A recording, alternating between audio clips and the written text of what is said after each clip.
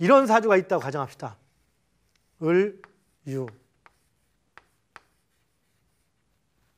을, 유. 임, 신. 그 다음에 개, 묘. 자, 이런 사주가 있다고 칠 때 이거에 대한 신강신약을 구분해 보십시오라고 일단 얘기한다면은 보통 현재 고전에 이제 개념에서 여러 가지 개념을 갖고 있습니다. 어떤 개념이냐고요? 보면 가장 또 초보적인 개념에서는 뭐냐? 숫자로 따집니다. 이거를 기준으로 해서 일간은 기준점이지 해당이 되지 않습니다. 그래서 어떤 경우는 일간을 또 넣기도 하지만서도요. 일간을 기준으로 해서 금이 몇 개입니까? 일간을 도와주는 금이 1개, 2개, 3개, 금 3개, 수 4개. 그러니까 일간을 도와주는 금, 인성이 3개. 그리고 수 1개. 그러면 몇 개? 총 4개. 힘을 빼는 건 몇 개입니까? 하나, 둘, 3개, 3개. 그러니까 누가 강합니까? 이게 강하니까 신강사주. 이렇게 따지는 경우가 1차적인 개념입니다. 사주에서. 그리고 사주에서 금이 가장 많고 목하고 금밖에 없으니까 이 사주는 수도 하나 있지만 그럼 화가 없네? 그러니까 화가 없으니까 없는 게 용신해가지고 또 화용신 또 이렇게 얘기하는 방법도 있습니다. 이것들은 다 의미가 없는 얘기들입니다. 나름대로 의미가 있지만 나름대로 의미가 있으면 없는 건 아니에요. 근데 신강신약이나 사주를 모든 분석하는 논리에서 최소한 기준점을 가지고 따지는 기 논리에는 해당되지 않는다는 얘기입니다. 계절이 중요하니까 6월이기 때문에 무조건 강해. 물론 6월이라는 그 의미 하나만 가지고도 사실은 나중에 사주를 분석할 때는 일간과 월지 두 개만 가지고도 거의 7, 80%한 5, 60%의 성격이 나오는 건 사실입니다. 또 이건 별다른 문제예요. 그래서 이 사주가 머리가 좋다 뭐 이런 얘기를 할 때 그건 틀린 말은 아닐 수도 있습니다. 머리 좋은 깡패 이렇게 얘기할 수도 있겠죠. 머리 좋다. 근데 월직이 6월이기 때문에 무조건 강하다 또 이렇게 얘기를 할 것도 또 아닌 겁니다. 또한 여기에 절입일을 따져서 이 지장간 절입을 끄집어내서 그걸로 따지기도 합니다. 예를 들면은 사주에 강한 걸 따지고 약한 걸 따질 때 예를 들어서 여기서 좀 진월이라고 따질까요? 진월? 진월이라고 따질 때 진월에는 을목과 계수와 간목이 있습니다. 이렇게 무토가 있습니다. 그럼 진을 우리가 의미할 때 이제 지지로서 대표하는 마지막 장기로서는 토라고도 하고 본 의미로서는 목입니다. 이게 지장간으로서는 수도 들어 있습니다. 수, 목, 토 이 세 가지의 의미를 진은 가지고 있습니다. 그런데 이것이 월지에 있을 때의 개념 진월이라 치면은 만약 월지 가장 중요한 게 월지니까 월을 따집니다. 진월이라 치면은 일단은 목의 계절입니다. 그래서 이것은 무조건 목 기운이 강하다 뭐 이렇게 보는 견해도 있고요. 또한 이것을 나중에 따질 때 언제 일부에서 제가 간혹 얘기한 거 있지만 절입일이 있습니다. 이 절입 이 30일을 기준으로 칠 때 을목이 차지할 때가 있고 이건 9일 정도 절입 들어와서 9일 정도는 을목이 차지하고 3일은 계수가 차지하고 나머지 12일 이후부터의 18일 12일 이후부터의 18일 그러니까 이때의 개념은 무토가 차지하기 때문에 진월 들어가서 18일 12일 이후가 넘었으면은 토의 계절이니까 토가 강하고 이전일 때는 9일일 때는 목이 강하니까 목 아니면 수 이렇게 따지기도 하고 혹은 통틀어서 목으로 따지기도 하고 해서 설입니다. 왜? 원칙적인 논들이 없고 또 하나 보니까 중간에 이치를 가지고 사람들은 이렇게도 생각해보고 저렇게 생각하고 많은 노력들을 했습니다. 누가? 선현들이 그것도 상당히 개념이 있는 분들의 공부 많이 하신 분들이 단지 지금 이분들이 답을 못 낸 것은 처음부터 너무 점단의 개념 내지는 음양오행설의 기본이 그렇다. 훌륭한 성인이 말했으니까 그걸 의심하지 않고 그 다음부터 그거에 대한 원칙을 밝히지 않고 뒤에서부터 따지다 보니까 이 논리가 자꾸 빗나갈 뿐이지 만약 이분들이 처음부터 생각을 시작을 돌렸다면 벌써 이전에 음양오행의 체계 논리체계는 벌써 잡혔겠죠. 그러나 어쨌든 시간의 흐름에 의해서 지금 2000년도가 넘은 지금 시대에서 더구나 동방 우리나라 대한민국이라는 작은 나라에서 한구팅에서 바로 음양오행의 논리체계가 다시 밝혀지고 있는 것인 거고 바로 그 정점에 바로 여러분들은 같이 하고 있는 겁니다. 여기서 얘기하는 부분들은 일단은 이 사주가 지금 말씀하신 대로 진월에서 10일 이후야 10일 이전에 따라서 어떤 차이는 있습니다. 즉 목일간일 때 진월 10일 이내에 태어났다면 그 기운이 더 강합니다. 언제부터? 10일 이후부터는 목 기운이 강한 것인 거고 토 기운일 때 이 토일간일 때는 마찬가지 이때가 더 강한 건 사실입니다. 그것은 강한 건데 그 강함은 힘을 비교할 때의 강함하고는 다른 겁니다. 즉, 한 사람이 지금 육군 쏘이를 달았다가 칠 때, 육군 쏘이를 잡을 때 뒤에 이 쏘이를 가진 게 하나의 신랑이라고 칩시다. 신랑을 뒀을 때 이분의 삶의 질은 이 소위만 가지고 우리는 얘기를 하지만 이 사람이 아버지가 뭐 누구 대단한 갑부집 내지는 대단한 장관집 아들내미였다면은 이 소위로 나타나지만 이 아들내미나 아무리 장관집 아들내미라도 소위가 중위 부대는 계급이 낮습니다. 아무리 가난한 집 자식이라도 중위 달고 있는 게 소위 부대는 고참인 겁니다. 그래서 것들이 이 군대에서 모든 움직임은 소위 부대 중위가 선임위로 움직이는 겁니다. 그런데 실권이나 이런 것들을 또 누리는 걸 친다면 장군집 소위가 더 나을 수도 있죠. 여기서 바로 이 기준인 겁니다. 기존에 이런 얘기했던 이런 계절들 이런 것들은 바로 장군집이냐 이런 걸 구분한 그 기준이라고 볼 수 있고 소위나 중위라는 것은 우리가 정확히 지금 구분한 기준점이 되는 겁니다. 즉 어쨌든 현실에서는 소위보다는 중위가 더 선임으로 움직입니다. 대의적으로는. 물론 그러나 나머지 실제에서는 뭐 장관 아들 아니면 육군 참모총장 아들 소위가 농사권 아들 중위보다 실권을 더 누릴지 몰라도 일단 공식적으로는 중위가 더 위인 것. 그리고 지금 얘기하는 건 공식적 기준을 가지고 구분한 거의 기준이라는 것. 이걸 잡아주십시오. 지지에 그냥 임수가 6월에 태어나서 유가 많아. 이것은 바로 이런 겁니다. 자군집 아들이야. 이런 겁니다. 육군 참모총장인데도 불구하고 육사를 갔거나 아니면 하다못해 아르트시 합격하지 못했거나 이렇게 되면 장교를 못 가는 겁니다. 이거와 똑같은 겁니다. 바로 그 부분. 합격했는가 못했는가. 이 사주는 나중에 보면 합격을 하지 못했기 때문에 이렇게 많아도 집안 전부가 다 장군이고 육군 참모총장 대장일지라도 자기 자신은 아닌 거고. 물론 이 사주로 치면 그게 아니라 학자죠. 집안이 전부 다 박사들만 있는데 자기는 학위를 따지 못하고 대학도 못 나온 거와 똑같을 수 있습니다. 대학 못 나왔다고 해서 이 사람이 사회적 역량이 있고 없고 그건 또 별다른 문제인 겁니다. 자, 이걸 기준으로 일단 분석한다고 따질 때 봅시다.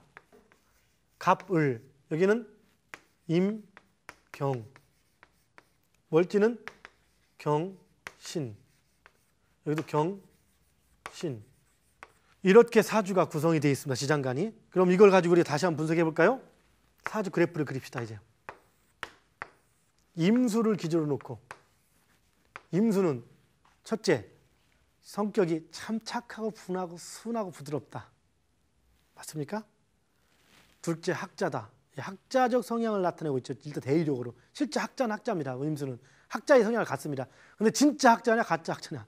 그럴 때는 완전한 학자라고 볼 수는 없겠죠. 어떻다 했습니까? 임수는 깡패와 학자의 중간을 경계를 왔다 갔다 하고 있다. 그래서 상당히 성질도 급하기도 하고, 그러니까 학자인 줄 알고 한 대 좁혀려고 갔다 한 대 패면은 다음 순간에 눈탱이 방탱이 됐을 정도까지 강한 무관적 기질을 가지고 있으면서 또한 끼를 가지고 있다. 정확히 말하면 임수는 그 금의 성분을 제일 많이 가지고 있고요. 그러니까 그다음에는 수의 성분과 화의 성분을 같이 가지고 있습니다. 그러다 보니까 뜬구름을 또 잡는 기질을 갖습니다. 임수는. 그래서 임돌이라는 개념은 사실 임돌이 같은 경우는 승미도 급합니다. 왜? 승미가 급한 건 화의 기질이지 않습니까? 주로 화의 기질을 수도 가지고 있습니다. 그래서 약간 뜬구름을 잡는 기질도 가지고 있고요. 승미도 급하고 무관 기질도 가지고 있고. 그래서 도사사주에서 또 임돌이가 도사사주가 또 많습니다. 자, 어쨌든 그렇다 치고 임돌이의 특성인데, 자, 인성을 보니까 인성이 있습니까? 없습니까? 인성이 천간에 없네요. 비겁은 계수가 하나 있습니다. 이렇게 계수.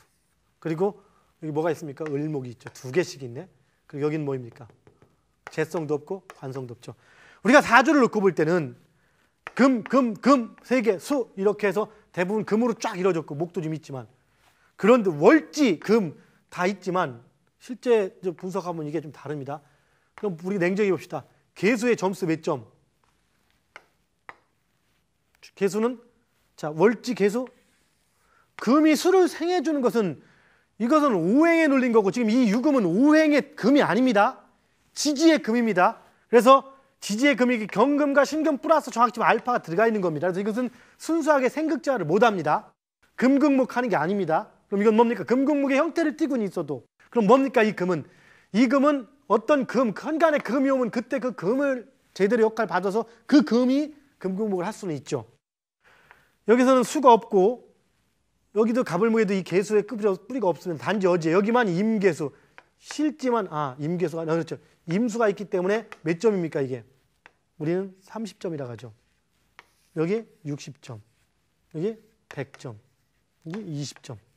그래서 개수가 몇 점? 개수가 30점을 가요. 30점. 그리고 을목은 봅시다. 1개, 2개.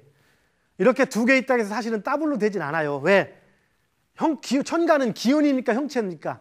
형체는 개수로 나누기가 참 난감한 부분 중에 하나입니다. 그래서 2개 있다고 해서 힘이 더블로 되고 막 그러진 않습니다. 조금 낮기는 해도. 이게 또 차이가 있는 겁니다. 그래서 천간을 결정짓는 것은 지지예요. 지지, 오직. 지지는 천간에 의해서 움직이는 것인 거고 바로 이것이 상대적인 겁니다. 사주는 일간을 기준으로 하는 거기 때문에 일간과 다른 천간과의 관계를 분석하는 건데 그러나 이 천간을 분석하는 것은 지지고 천간의 규전이 지지고 지지에 대한 어떤 형태를 움직일 수 있는 것은 천간이 되는 거고요. 그래서 을목을 어쨌든 간에 봅시다. 월지 못 탔죠. 못 탔죠. 딱 하나 여기 탔습니다. 몇 점입니까? 60점. 그래서 을목은 60점. 또 플러스 2개 있는데 이건 일단 알파로 칩시다. 그럼 이것만 가지고 칠 때 월지 60점이 강하죠. 그럼 어떻게 됩니까? 이렇게 됩니다. 그럼 신강, 신약, 식상이 강하기 때문에 60점이고 직업성이 30점입니다. 그러면 이 사주는 신약사주가 되는 겁니다. 6월에 유에 이런 데도 신약입니까? 예, 신약입니다. 이것이 바로. 집안에 아무리 강해도 힘을 가지고 있지 않기 때문에 이것이 분석의 근거가 되는 겁니다. 나중에 물론 그럼 대신 뭡니까? 여기가 전부 다 시신분이죠. 그럼 또 신약은 신약인데 살아갈 때 또 도움이 되고 이건 또 다른 문제가 됩니다. 즉 아까 뭡니까? 소위 장관집 아들내미 소위가 농부집 아들내미 중위부도는 살아가는 데 더 도움이 된다 하듯이 좋다 하듯이 이런 사주가 또 살아갈 때는 상당히 또 좋은 면인데 이건 여기서 분석하는 게 아니고 또 다른 차원에서 분석을 해줘야 되는 겁니다. 이해하시겠습니까? 자, 그래서 이 사주는 어떻다고요? 바로 신약사주가 됩니다. 그러면 신약사주는 무슨 얘기입니까? 일단 이 사주를 딱 놓고 볼 때는 임수의 일간인데 딱 개수, 을목 이 2개만 가지고 얘기하는 거 다른 건 얘기가 필요 없습니다. 일단 여기서는. 그래서 무슨 얘기냐? 우리는 세상 살아가면서 어떤 사람은 마누라 덕이 있고 어떤 사람은 신랑 덕이 있고 어떤 사람은 또 마누라 때문에 힘들고 어떤 사람은 돈 때문에 어떤 사람은 관제수 때문에 어떤 사람은 동생 때문에 어떤 사람은 친구 때문에 하지만 혼자서 마누라 때문에 친구 때문에 엄마 때문에 아빠 때문에 이걸 다 같이 가진 사람은 별로 없습니다. 안 좋은 게 몰려오는 경우는 있어도 내가 징글징글하게 힘들 때 죄송하지만 여자분일 때 신랑 때문에 징글징글 힘들고 자식 때문에 징글징글 힘들고 그다음 엄마 때문에 징글징글 아들 때문에 징글징글 돈 이렇게 다 가진 사람이 한 명도 없습니다. 누구는 동생 하나가 집안에 문제를 일으켜 항상 그래서 힘들어. 누구는 오빠가 좀 찔리는 분이 있는데 누구는 또 누가 항상 이렇게 나에게 누군가에게 그 많은 것들 중에서 나에게 있는 것이 이것을 불교 용어로는 업이라고 표현하죠. 그래서 나에게 주어진 업, 그 업이 무엇인가를 구분할 때 굳이 치면 최대 기신, 격이 사실은 주어진 업인 겁니다. 그리고 업에 상대되는 것, 음양으로 상대되면서 업을 구출해가는 것이 용이라는 개념이 되는 겁니다. 그래서 격과 용의 개념. 그래서 쉽게 말해서 격의 개념은 제일 강하기 때문에 누군가 식상격이다 하면은 그것이 용이든 격이든 일단 격은 격입니다.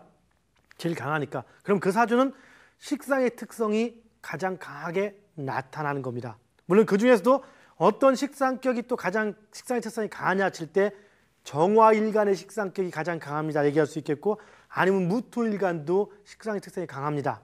아니면 임수일간도 식상의 특성이 있습니다. 신금일간도 식상의 특성이 있습니다. 그 다음에 병화일간도 식상의 특성이 조금은 가지고 있습니다. 또 이렇게 얘기할 수가 있어지는 겁니다. 이게 순서에 관계되는 겁니다. 개수일간이 식상의 특성을 가지고 있다. 그러면 이건 식상의 특성이 약하게 나타날 수 있겠죠. 그런데 어쨌든 그것이 격이라는 것은 그 특성, 그 강하기 때문에 어떻습니까? 성미가 급하니까 말도 툭툭 던져가지고 구설도 많고 문제도 많이 있을 수 있는 겁니다. 격은 장점도 있고 단점도 동시에 있지만 우리가 상대방을 느낄 때 장점을 먼저 느끼니까 단점을 먼저 느껴집니까? 사실은 누군가의 단점이 먼저 눈에 들어옵니다. 그래서 격은 항상 단점에 대해서 주의를 많이 해줘야 할 부분에 대한 개념인 겁니다. 뭔지 아시겠죠?